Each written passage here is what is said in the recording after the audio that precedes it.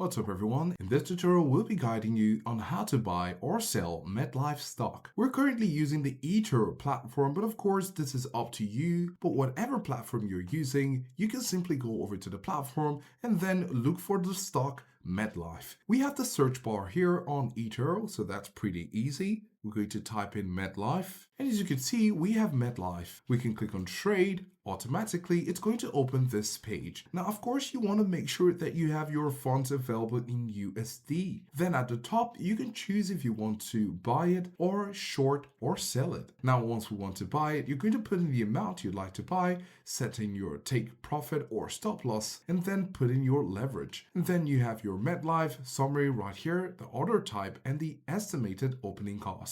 Again, once you have your USD, the button right here won't be deposit, but it will have a button that shows you'd like to confirm or complete your transaction. Once that is done, you can go ahead and follow the button to complete your transaction. By doing this, you would be able to buy or sell Metlife stock.